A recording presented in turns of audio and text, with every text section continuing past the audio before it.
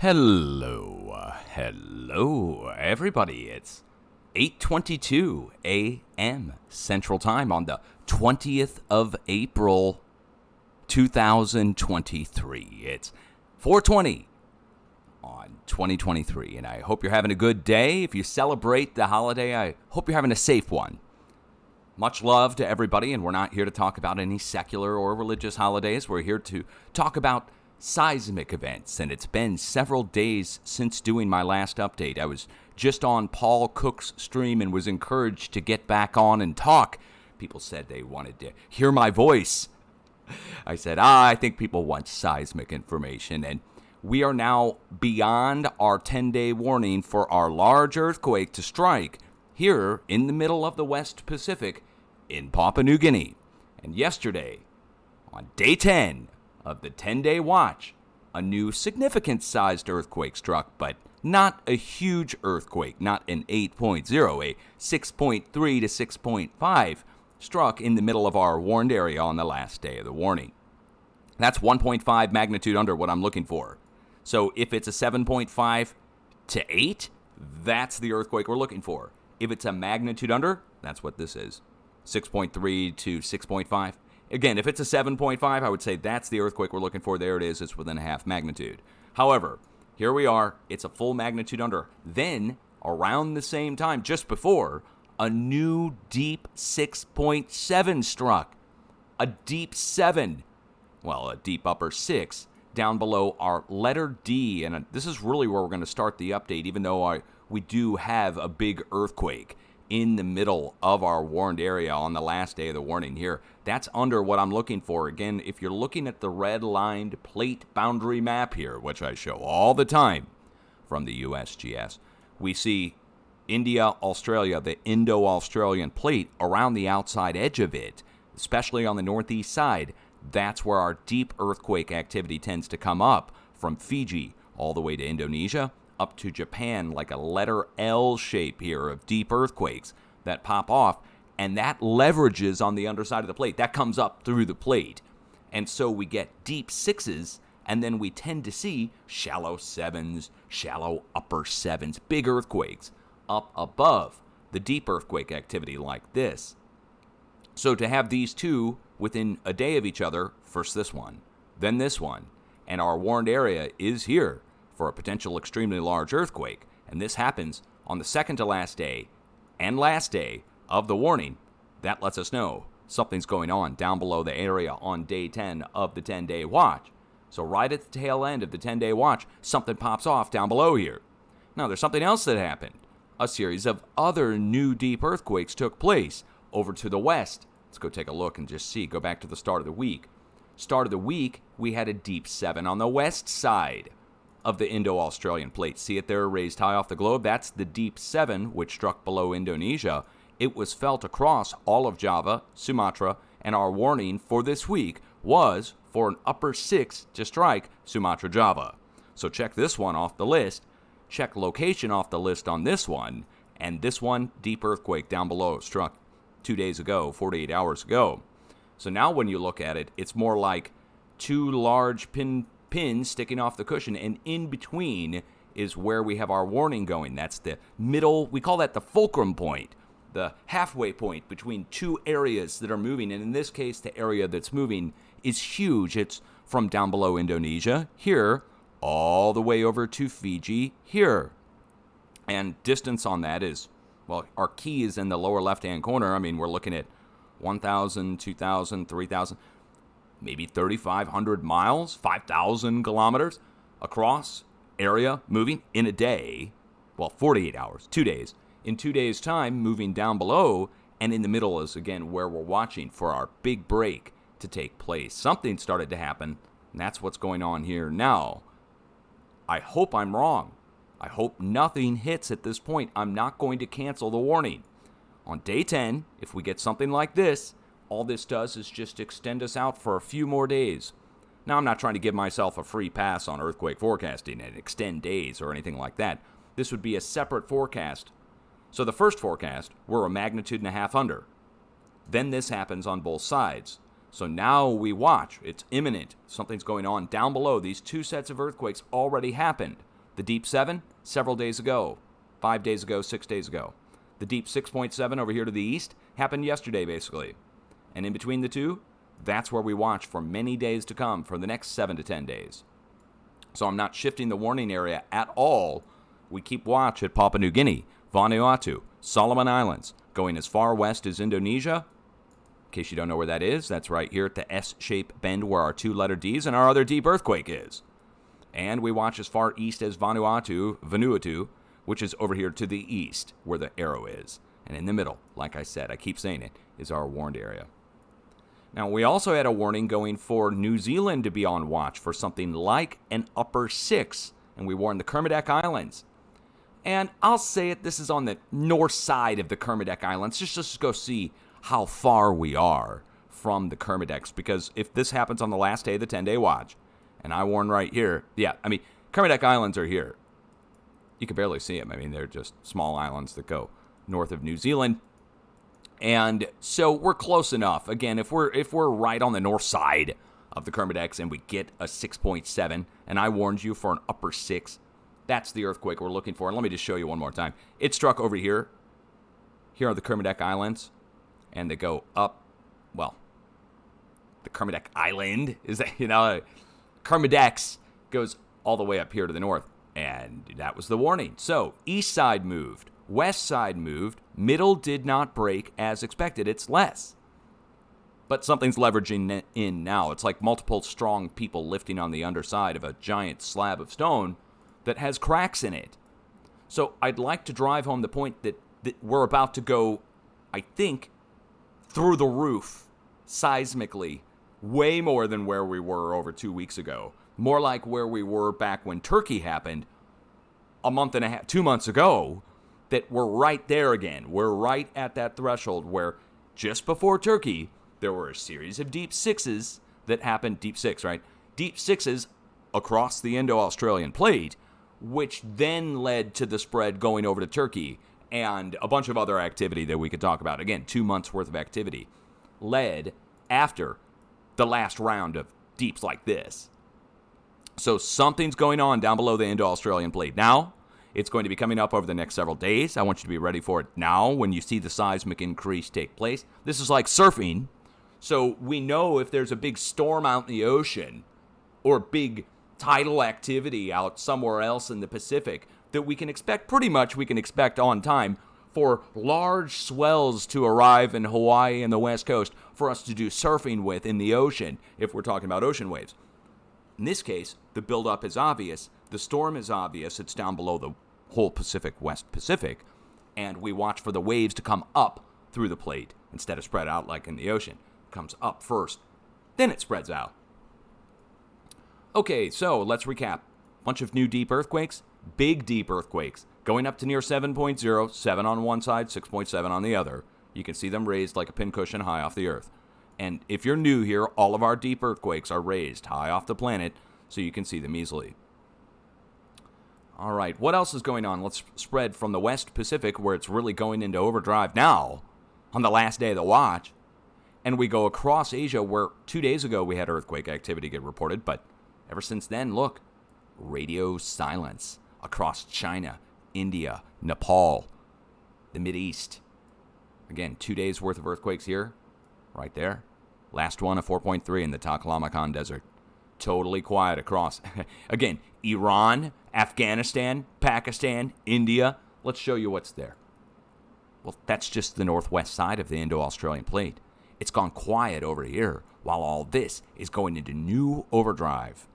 And new overdrive means a wave is going to be spreading out and going into China. Oh, wait, it already is. Look at the spacing on these quakes going out over to the west. This gets into a standing wave where we have somewhat equidistant spacing between the points where the wave comes up. And so we'll get the same sized earthquakes dropped off along the way as the wave starts to spread out and away from the hammering action that's coming in from the underside of the plate. So all these deep earthquakes hammering in, then it spreads out and away, and it drops off the same sized earthquakes all the way along the way. And so we're getting 4.4, 4.5, 4.6, spreading out an even line across the edge of the plate boundary, going up towards China now. In the middle of all of it, a bigger earthquake, a 5, but that's not that much bigger. I mean, we have mid-range 4s and a 5 heading out up into China now, spreading from Indonesia across all the way to the tip of Sumatra. Next stop, Myanmar, China, Nepal. It's like a train or a flowing river. So we're going to go Myanmar, Nepal, China, Pakistan, Afghanistan border region, and over to the west. Further over into Europe. But you don't see it now. That's going to happen. We're going to see the stepping stone path of the mid-range 4s and a few 5s. Like a game of leapfrog, go up and around following the bend of the plate. Why are we going to go around? Look, that's where the plate boundary goes. So it makes a hard bend through Myanmar. And we break right before the hard bend. Again, like a river that's going around a tight bend, and this is a huge rushing, gushing flood that's coming down the river. When it gets to the bend, a lot of tension builds up at that bend point. Erosion, if the river is hitting the side of the riverbanks and going around the bend. Well, we're not talking erosion. We're talking about a wave. But the same thing, the same principle applies. The buildup applies there. And right before it, just like a rapids that builds up and starts to back up like a dam, the break happens. So Myanmar, get ready. The size should be at least above what's coming in. So the combined total of this whole wave. So we have 5s and 4s, add them all together, it gets to like 5.9. Upper 5, low 6, incoming to Myanmar very soon along the red line. The red line, one more time, here, you see it. And if we were to just take this out, next spacing out, goes right into Burma, Myanmar, right at the plate boundary bend. Okay? Then once that happens, or around the same time, we're going to see it light up across the Mideast. It'll be the flow of a river coming into an area that's currently dry. As we go over to the west, we get into Iran, and our warning for this past week at the number 7-shaped Carlsberg Ridge. Word has reached me that something did happen there, that the mainstream media just ignored. I'll have to go get the stories on it. They're in a Middle Eastern text. I don't know if it, Iranian or whatever, Saudi Arabian or whatever, having to do with some kind of mud volcano that popped up out of nowhere here, out in the ocean. Like a new island formed. There's a report sent to me firsthand from people down below my videos. So you have to go check that. Those are reports sent to me in Middle Eastern text. Again, I call it Middle Eastern text because I don't know what frickin' language it is. I'll have to go put it into translate. But again, then the people are talking about it down below, so you can see it like left in the comment, and then you see the people responding in English, and they're like, oh, wow, a mud volcano. And then I'm like, what? Mud volcano? I have to go translate this comment kind of thing, okay? So that's all I know about it, is that a mud volcano is formed down here out in the ocean, right at the number 7-shaped Carlsberg Ridge. And that is exactly the spot where I issued the warning for an upper 6 to strike. Going back throughout the week, here's what hit. You see, obviously, all around it, going down to Africa, going up into Asia, going west over into Europe, and going back over across all the way around it. And again, right in the middle, that's the only spot that did not get hit this past week. Out of all the warned areas. Oh, wait, hold on, I'm wrong. Chile did not get hit. 2 out of the 7 spots did not get hit. The rest of the spots got hit as expected. We'll get into the rest in just a second. Over to the west we go, over into Turkey, and it picked back up in the number of earthquakes, and magnitude started to increase. I was expecting this to go back up to 5, and instead it went to 4.5, or 4.4. And then the spread went down through Greece, and back up around the west side of Greece, and that's where we are today. Let me show you what happened. Turkey. We went back up here. I was expecting this to go up to 5s. It went up to mid-range 4s. Close enough. Went around the outside edge of the Mediterranean Sea down through Crete, back up to the west side of Greece, and that's where we are now at the Ionian Sea, where I flopped 2 weeks ago. I flopped the forecast in the Ionian Sea completely. Nothing hit as expected. It was a really big embarrassment for me. I had to take a couple of weeks off and figure out what happened. And what happened? We're still locked here from the Ionian Sea back over to the east. Nothing's changed. The wave is still bouncing around in here, and that's why we have equidistantly spaced, same-sized earthquakes. I'm showing you everything 3-point-something and greater. Here's 3.5 and greater, but the 4s and greater show it. 4.3, 4.3, 4.3, 4.4. Right across, going around the bend. The spacing is perfect, again, for the standing wave. If we take the 3s, all the 3s do is fill in the middle points between the 4s, standing wave style. Let me turn down the ring so you can see this. So see how the 3s in white are sandwiched in between the pinkish-colored 4s from yesterday? So yesterday, the 4 struck. Today, the 3 strike in the middle in between the 4s. Standing wave coming up in between the two previous points. So these are the two previous waves, and then a new wave comes up in the middle in between them. That's what's going on. And we're getting the same sized earthquakes all the way across the board right now, going across Europe. They're all small because we're trapped still here in the Mediterranean. From the break where Turkey happened all the way over to Greece.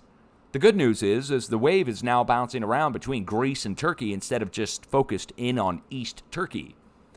Now, as the wave is bouncing around, as you would expect, a small flow of 2s and 1s going out, same spacing, going from Switzerland down through South France, over west through the Pyrenees, and down to Gibraltar. Now, the weirdest thing happened. A 4.0 earthquake, rare, struck at southwest France down at the Pyrenees, right at the Spain border. USGS ignored the quake. I happened to catch it while I was on just a few days back watching the Earth spin by. So, what can I say? I mean, why would the USGS ignore rare 4s in Europe when they're reporting just 4s, literally a 4, USGS, for instance, reporting out in Tajikistan, for instance. So you can't tell me that the USGS is not covering under 4.5 as your excuse for why they're ignoring a 4.3 or 4.2 over at the Pyrenees. It's a flow going across Europe. Yes, it's 4s instead of 3s. But why would they not want you to see an equal distribution of 4s going across the plate? Think about it. Well, I would argue that it's because they said it couldn't happen in writing and went after people who said it was happening, like me. And they, in case you don't know, are the professionals, such as professors, the USGS, the agency itself. They purposefully came after me, particularly, and tried to get me shut down and put in jail. Called for my arrest. So why are they hiding 4s going across the plates? I'm going to have to say probably because they said it was impossible, called for my arrest, and look like fools because it's happening and they don't want people to see it. That's why I think, again, you have to be Sherlock to figure out why they're doing it. All I can tell you is that they are doing it. They omitted a 4 in the Pyrenees 2 days ago on the USGS site while they're showing you a 4 in the middle of nowhere in Tajikistan. All right, now, New Zealand. North Island started to move next to Taupo volcano. Let's go back down to New Zealand and show you why you're getting a 4 down at Taupo and why and what we're going to expect or what we're going to expect for next and why. So Taupo volcano on the North Island, you see the red line next to it. Red line goes up to the Kermadec, where you just had your deep earthquake yesterday. Deep earthquake yesterday, followed by North Island moving today. We're going to look for a next magnitude larger. So where are we now? 4.0. This would mean incoming 5.0 level activity from Christchurch north to Kaikoura. Now, why am I looking Christchurch to Kaikoura? Well, we already moved on the north side, right in the middle of the island, and the wave is going to be going down across the west side of New Zealand, down through the Southern Alps, and go all the way down to the plate boundary at the Antarctic. Now, as the wave goes down through, it should drop off a significant earthquake, 1, in the middle in between all the current sets of small earthquakes. And I don't even need to look at your feed to tell you, you most likely have a line of earthquakes going from down here on the main island, or the central part of New Zealand, up here to the north part of New Zealand across the plate boundary. And that there would be an open area right here that we'd look for. And to see that, I would probably need to turn on the New Zealand feed. I'm just guessing right now. I hate guessing, so let's go turn it on.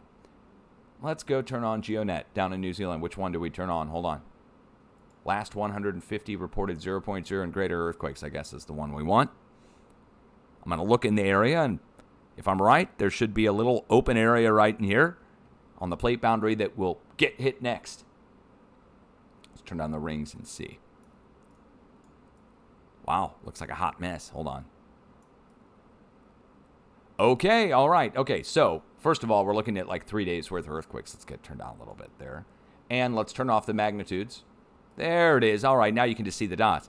So North Island going all the way down to the Cook Strait right there. And then once we get here, we spread out, don't we?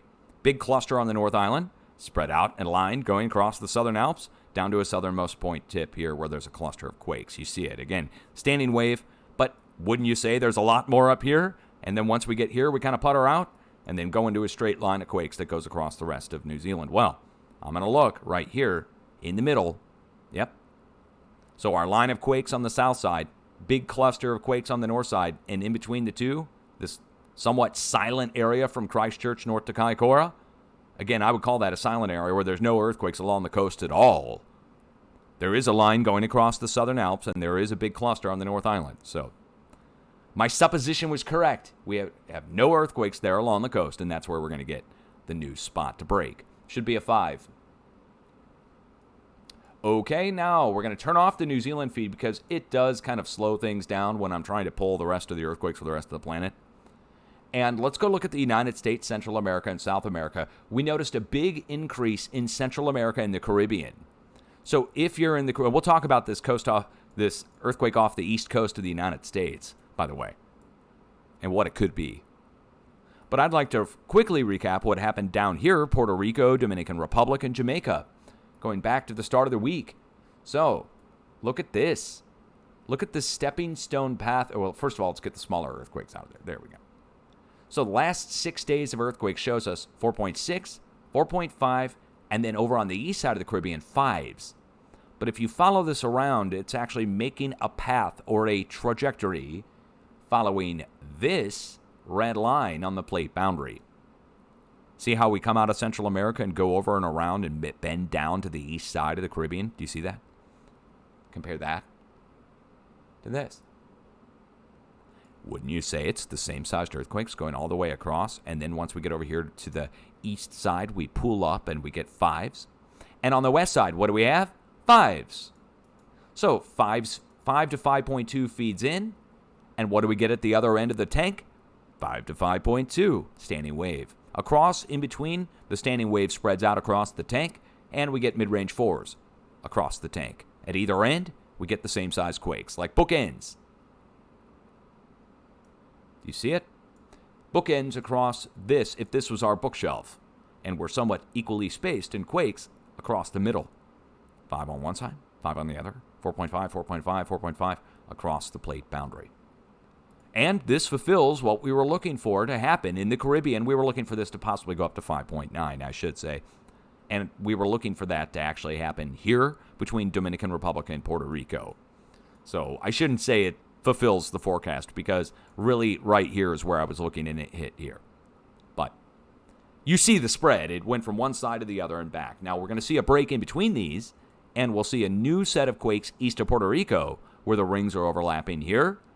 And we'll see a new set of quakes here in the eastern Dominican Republic. And we should see a new quake here at Haiti as well. Right in the open bay area here where we had our previous 7 a few months back, I think. It was our last year. Man, that was last year. Okay. All right, and South America. So, South America, I flopped. We flopped the forecast for Chile.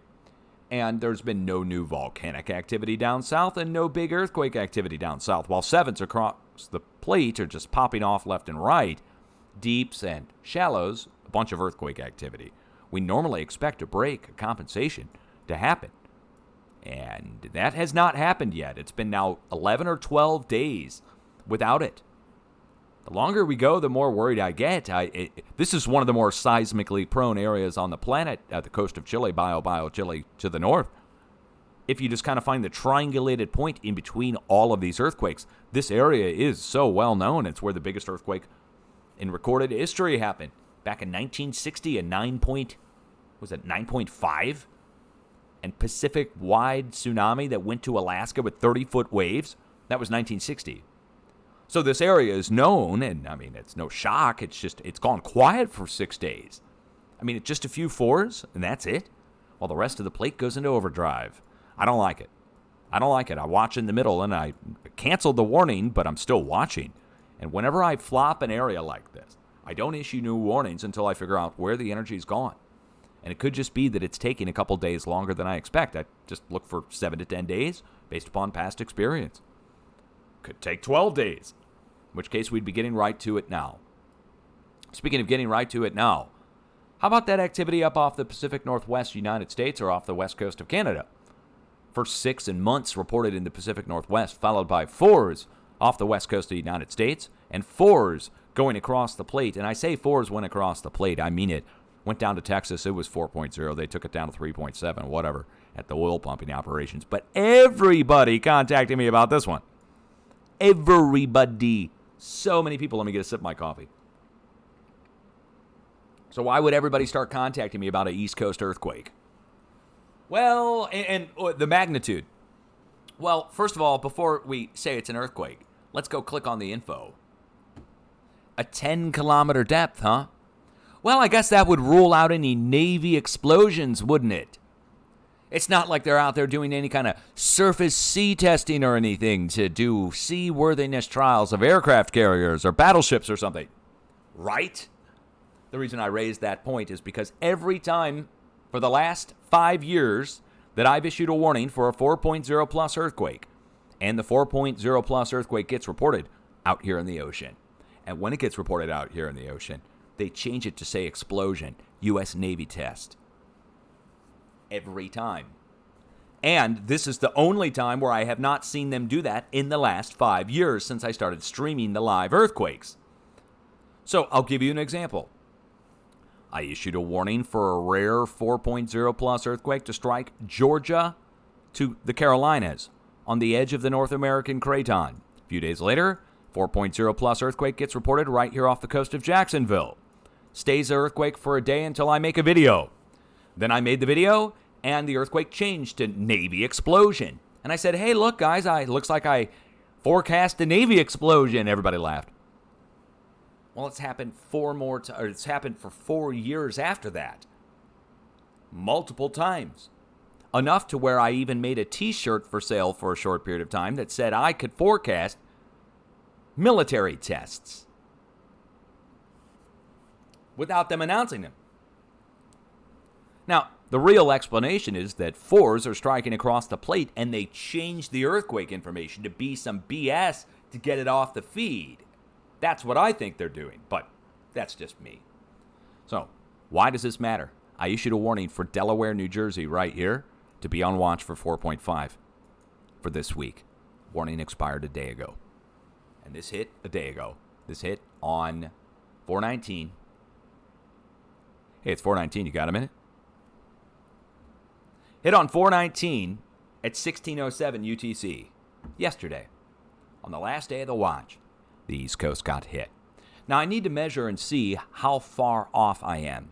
I do. It's out in the ocean. It is far east of where I issued the warning. It's more than 200 miles, that's for sure. More like 1,000 miles. But any earthquake on the East Coast, especially out in the ocean, extremely rare. A few times a year at the most. So for me to get it down to the week, pretty happy about that. I just want to know what's there and how far off I am. First of all, look at that. An undersea mount. An undersea mount, volcanoes. Hold on. An undersea mount is there that they've been studying. It looks like there's another one over to the west. Well, certainly the one there. Looks like somebody's been out there looking at it.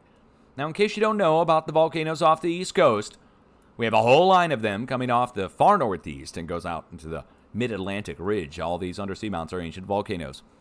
And the ones that are not well imaged just look like bulges out here. And the ones that are well imaged look more like this. These are undersea mount chains of ancient volcanoes, Bermuda being one. Long time ago, not from coral. This is not coral buildup.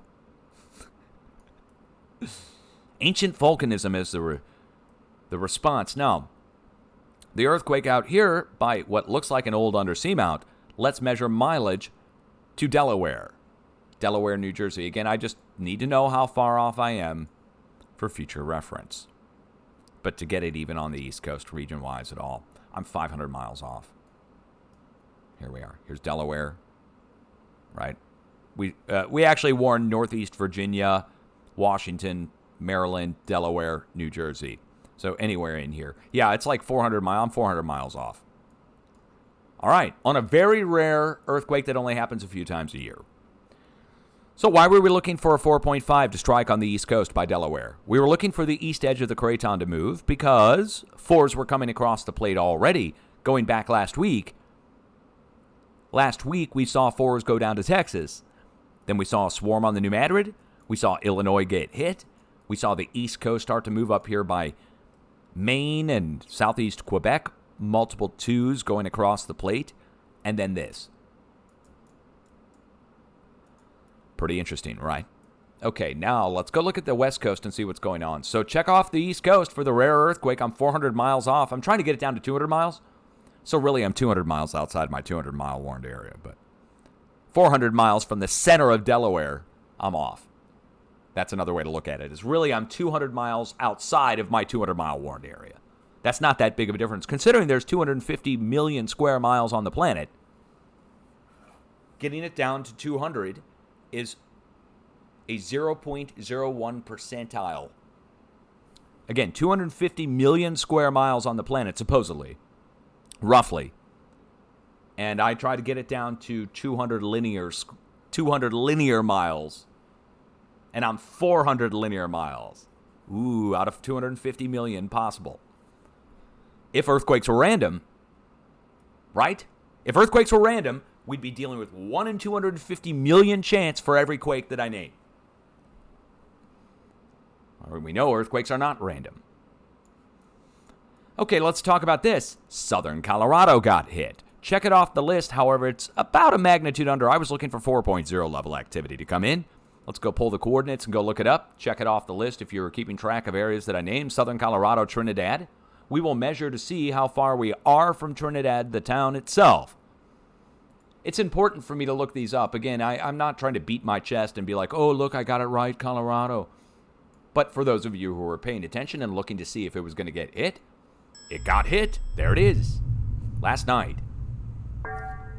So we're going to measure to Trinidad. Borders and places labels are on. The name of the town's called Valdez.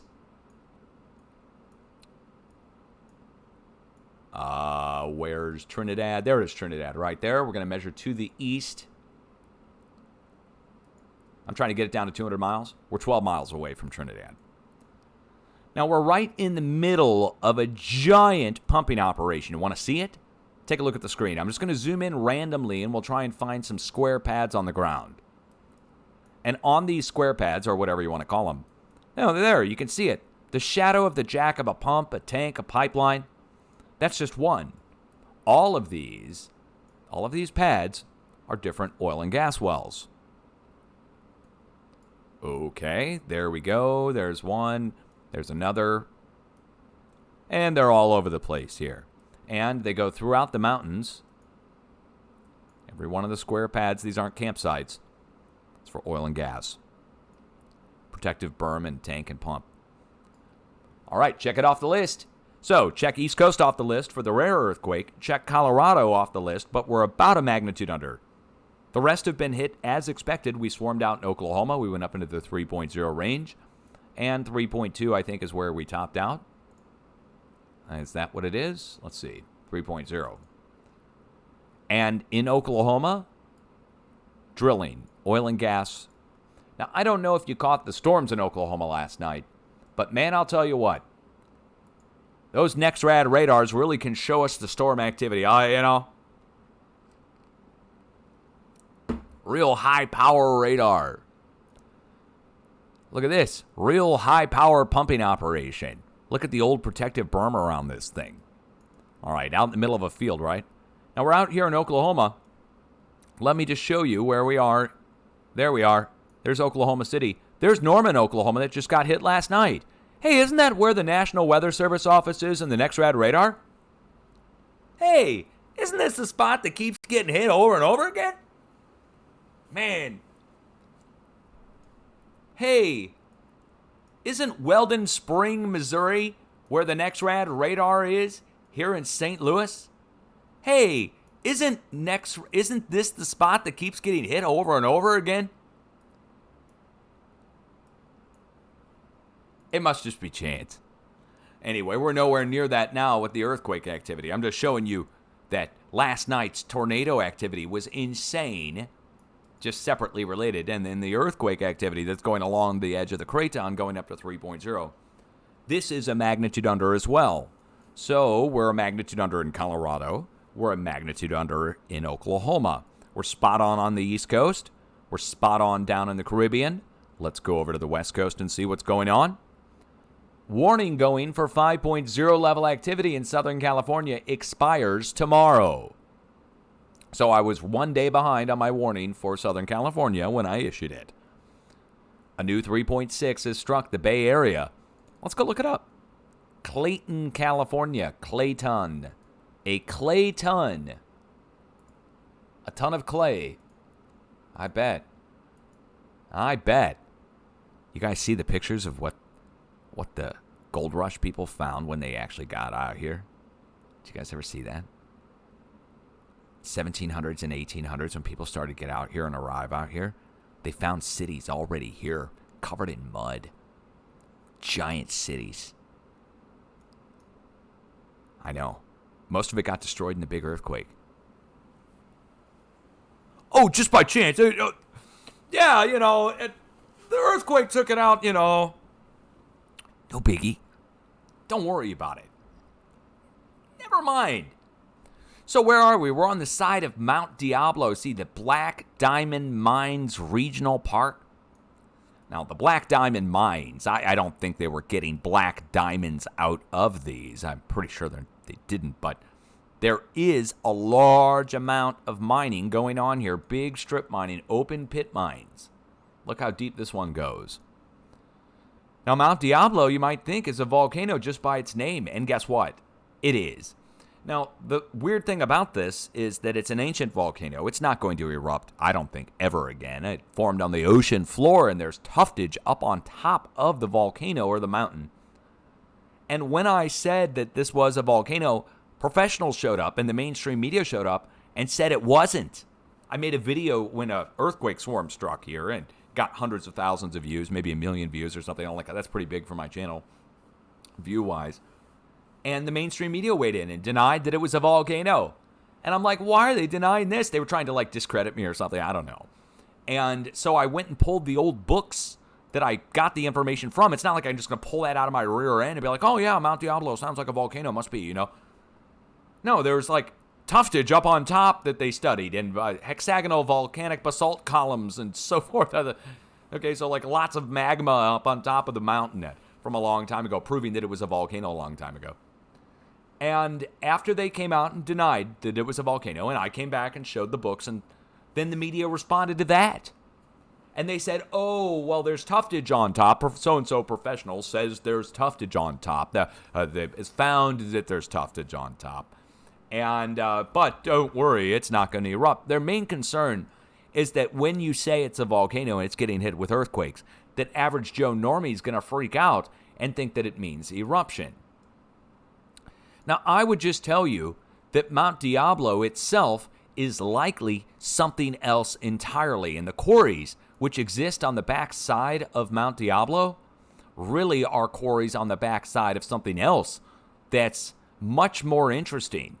And the quarries on the backside of something much more interesting that's getting earthquakes down below it.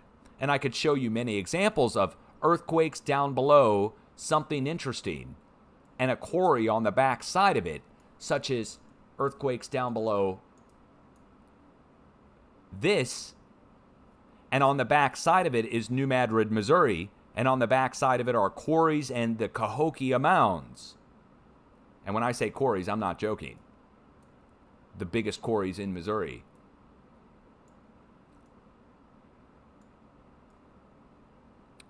On the backside of our Star Fort.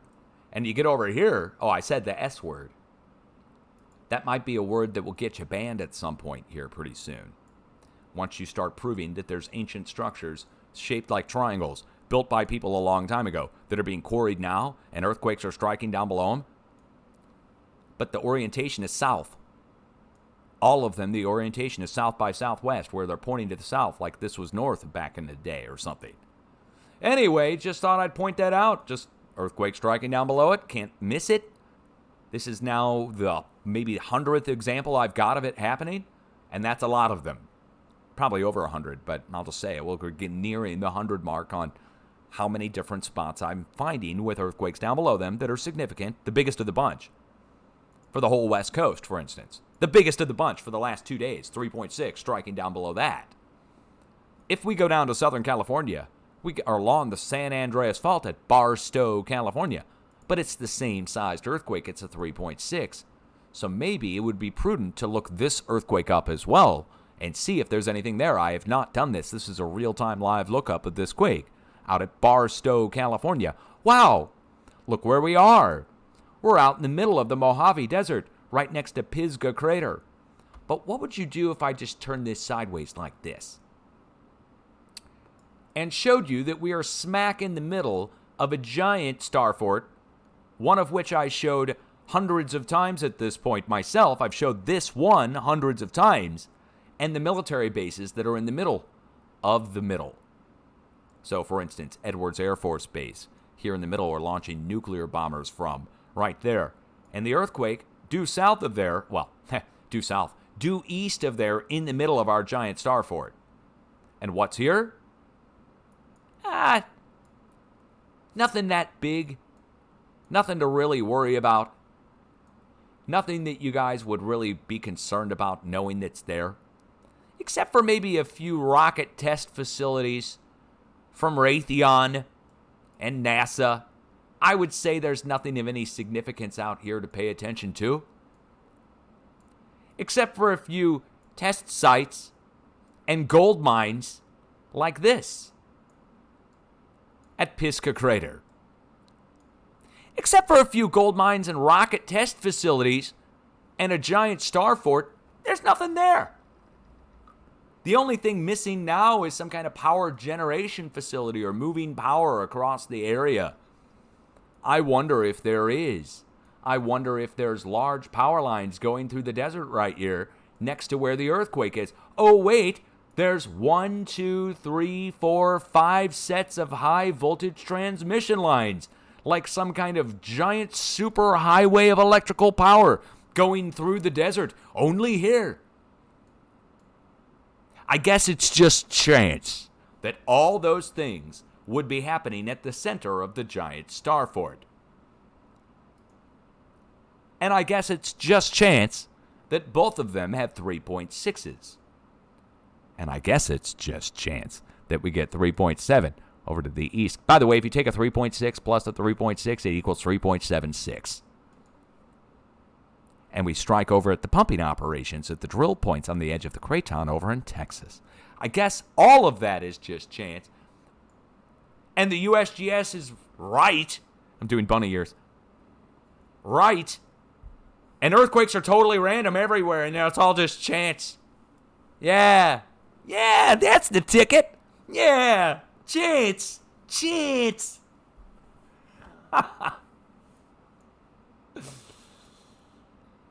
That's an optional tattoo you can get when you go to work at the USGS on your lower back right above your butt. It says chance and it points down with a question mark. All right. Call that a tramp stamp. The tramp stamp, chance tramp stamp on the bucket. Okay. Now we go down across Washington and we go over into Yellowstone. And Yellowstone has started to swarm with earthquake activity. And central Idaho has started to move, finally on the last day of the watch, with mid-range 2s. Now, I warned you guys for up to 4.9, so we're 2 magnitudes under. I would consider this an earthquake forecast miss for Idaho. If an earthquake of significant size does not strike today, I will consider it a miss. And by today, I mean by tonight, midnight, my time, central U.S. time. But the swarm has now happened, and a line of earthquakes is coming in from the northwest on the edge of the craton. Now I'm going to show you something. Class, look at the screen, please. Look in the northwest United States. The rusty brownish color versus purple. Look where it goes. See Idaho in the northwest, where the black arrow is in the far northwest? That rusty brownish color goes right through Yellowstone. That's the edge of the craton. You got to remember it, because look at the line of quakes. Goes right along it up into Canada. Stops where the USGS stops reporting the quakes, basically. USGS only reports quakes for the United States, guys. Time to wake up, man. And even then... Oh, yeah, they report internationally when they want to and cherry pick. They cherry pick them, dude. The international quakes, they cherry pick them. Which ones they want to show, which ones they don't. They're just like, I want to show, well, maybe show it. And in the United States, they cherry pick too. But anyway... In Washington State, we have a spread of the same-sized earthquakes, same-sized almost down to the point that's going over to Yellowstone. So it's mid-range 2s, upper 2s going over to Yellowstone, mid-range 2s to upper 2s going down through Mount Rainier, down past Mount St. Helens, down to the border where we have an explosion reported. I think this is an explosion. Yeah. We're starting to get explosions reported again throughout Washington State. Now, I'm just going to tell everybody, when you start getting a bunch of explosions reported across your state and they're not explosions, you start to look for Mother Nature exploding things down in the crust. Call it an explosion is not accurate, I don't think. I would think of it more like the plate exploding down inside of the few kilometers down. Plates moving. That's what it is. They're not explosions at the surface. No way. No way. Too many of them. And just in Washington and Oregon. So, the explosions are really the plate exploding. Breaking. But it looks like an explosion because really that's what it is. It could even be explosions like methane down in the plate exploding as it makes contact with high heat or maybe even magma. Like an actual explosion of gas down below, and then that would cause an earthquake up above. It would be small, like a pocket, cave size, explodes down a couple miles down in the crust. Might make a 1 or 2.0 signature of an explosion, comes up to the surface.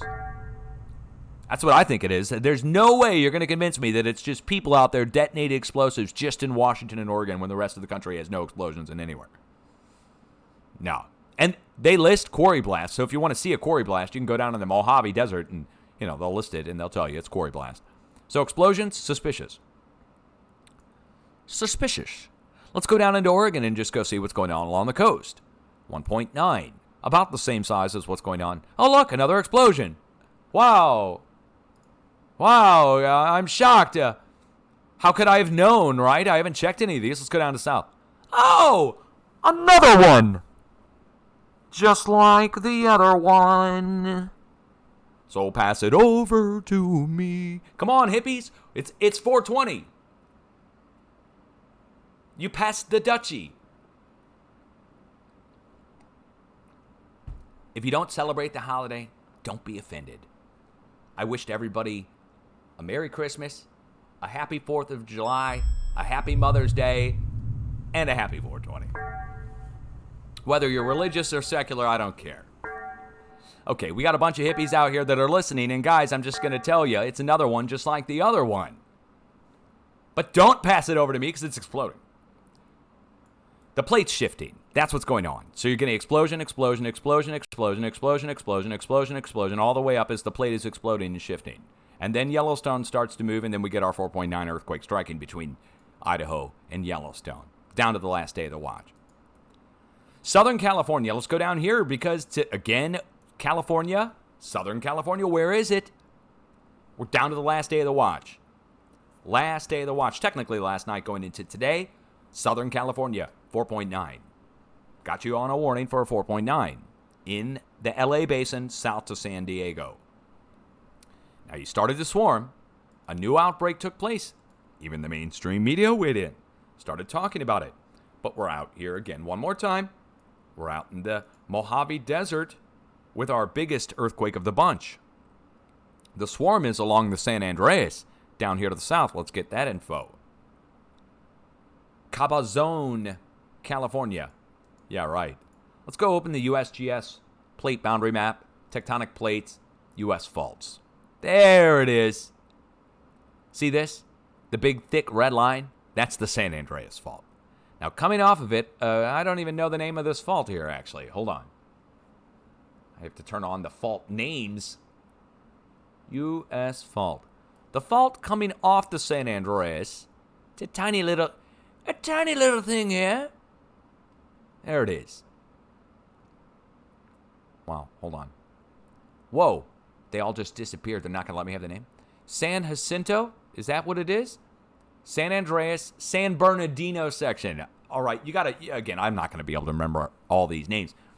So the San Bernardino section of the San Jacinto fault, where it meets up with the San Andreas, is swarming right here. Out in Barstow, out in the middle, next to the volcanoes, in the middle of the Star Fort, biggest of the bunch, swarming here. So what's going on? Everything from the Mojave down to the San Andreas has been saturated with seismic flow, energy. and you can see it pointing like an arrow to it. Or maybe you can't. Let me turn off the magnitudes here so you can just kind of play the game and connect the dots. Going down along the coast and along the California-Nevada border with just 2 earthquakes in the valley itself.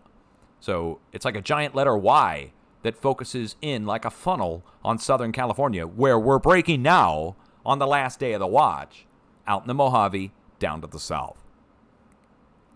And when I shifted the warning from LA down to San Diego, we talked about the Mojave down to the south. You can go back and listen to my update from, how many days ago is it now? Hold on, is it 10 days ago? I've lost all track of time. Dear God, I've lost all track of time. Wait, where's my channel? Of course. Well, we're doing this live. There we are. There's Dutch Sets. How long ago?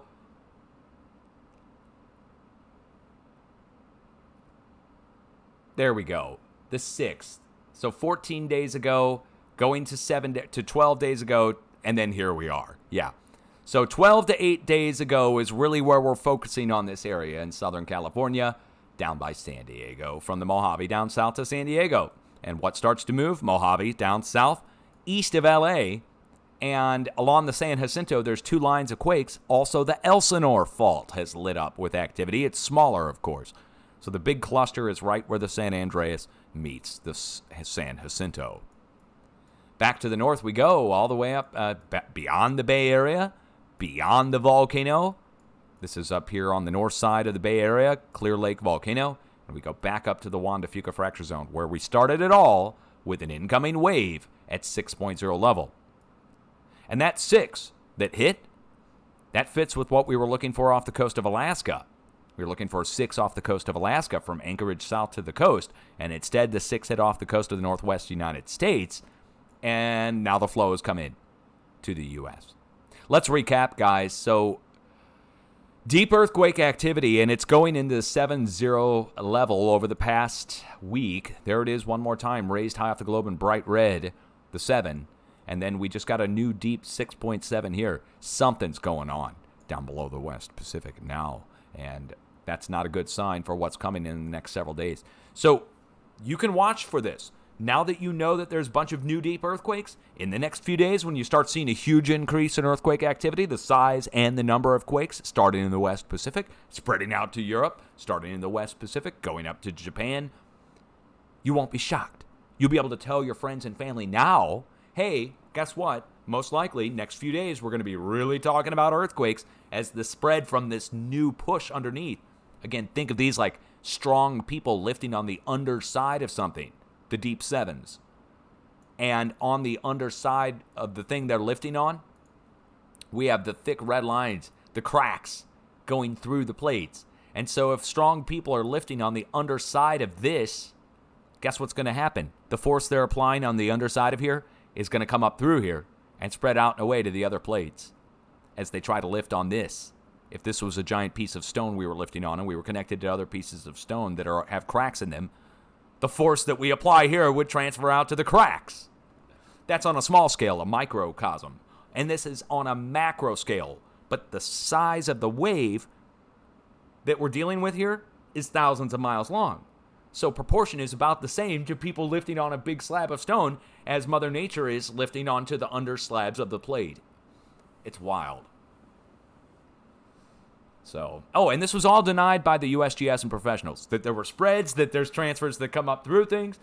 Remind me to never, ever, ever hire them to help move stone things in my house or to help move slabs of and guys, I got the stone countertop I'm going to move there. I'm like, don't call the USGS, dude. Dude's lifting on the underside with a freaking hammer. Okay. 2 men in a truck, right?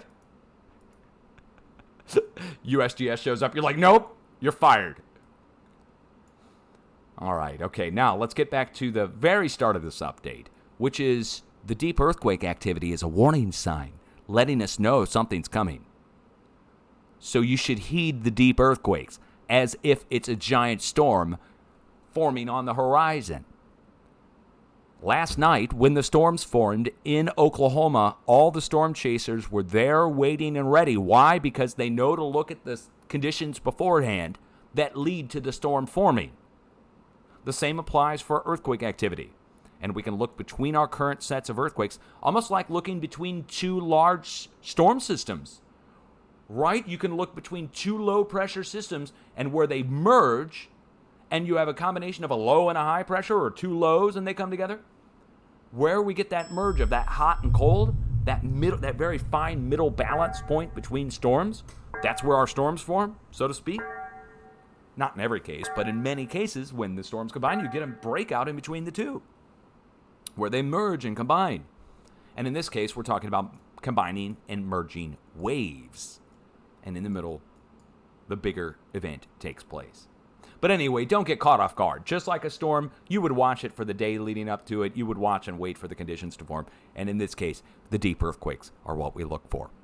Then people ask me, what causes the deep earthquakes? That gets into the sun, the charge of the earth, the core of the earth, the plasma core of the earth, the electrical nature of the wave that's spreading, electricity in the plate, and what provides that electricity to earth. Anyway, that's a separate lecture, a separate video. Let's get a sip of the coffee. 9:18 a.m. Central Time on April 20th, 2023. Don't be scared, guys. Any more than you would be scared of storms ahead of time. Right? You aren't. Most of you, 99.9% of you, are not scared of storms ahead of time before they form. You might be caught off guard, or you might be in the middle of a storm. Your heart race is going, but beforehand, you're not running around panicking about a storm. And in this case, the same thing applies. You can see the buildup of this. So you shouldn't be scared. You can be prepared. Being prepared means watching it, of course, and then also knowing what to do when it gets to you, like a flood or a fire.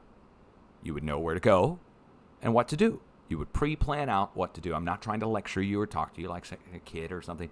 Just straight up, you need to do it. So think about what you would do if an earthquake hits. Do you have the appropriate supplies to get you through for a few days? So you're not a liability on your neighbors and the government and everybody? We'll see you on the news, not in a good way.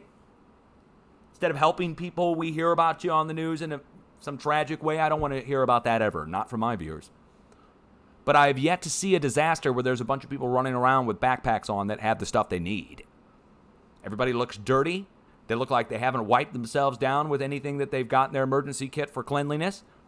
It looks like they're looking for things to use to get people out of structures. Those could be all things that you have preset ahead of time. And now, let me remind everybody else. Natural gas, gas lines. You could do something so easy, guys. Take a zip tie. One of those plastic zip ties.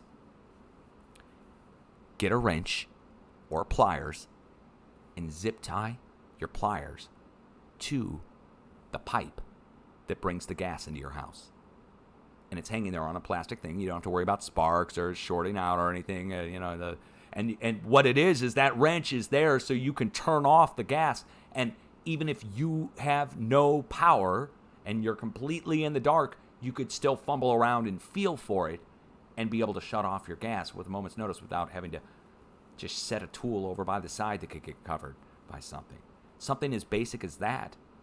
Or a set of shoes by the side of your bed could even make or break you in a big disaster. Broken things across the floor. Power's out. It's nighttime. Glass is on the floor, and your shoes are at the other side of the house. Again, you think of the movie Die Hard with Bruce Willis, where all the glass is shot out on the floor and he has to walk across it. I mean, little things like that can make a big difference. If you have children, this is also something that I'd like to focus on really quick for people with children. When adults are melting down, could you imagine how scary that is for a kid, or how panic-worthy that is for a child? So while adults are melting down, you should probably also have an emergency kit and appropriate items set up for your children. And it may even be a separate emergency bag that you keep alongside. And it's got all these things that you might not think would matter to you, but that for a kid, a matter of a coloring book and some things to do You could also get your child, if they're old enough, involved in picking which items they would want to have in their emergency kit. You would tell them, if we ever had to leave here quickly, which of your toys do you find the most pleasing that you would want to save? If we couldn't take them all, which one would you want the best? And the kid would look and be like, wow, I had never thought of that.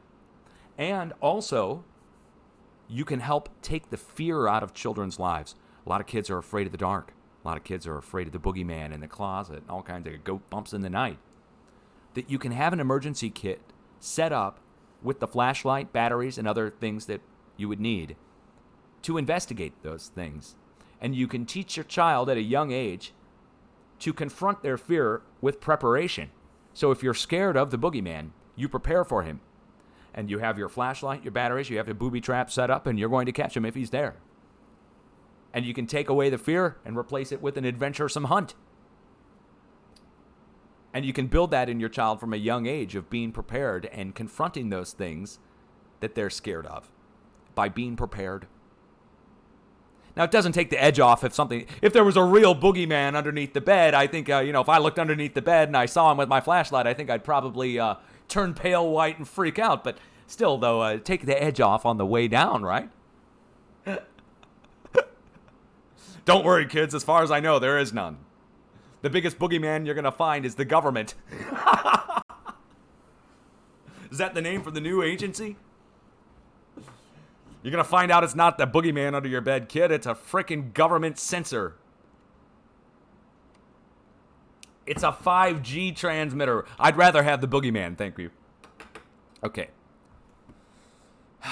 All right. You guys, be safe. Have a good day. Be safe if you're going to celebrate the holiday. Don't do anything. Don't operate any machinery. Don't do anything stupid. Don't act stupid. Just have fun. Be loving to one another. I think that's what the day really stands for. Okay, peace out.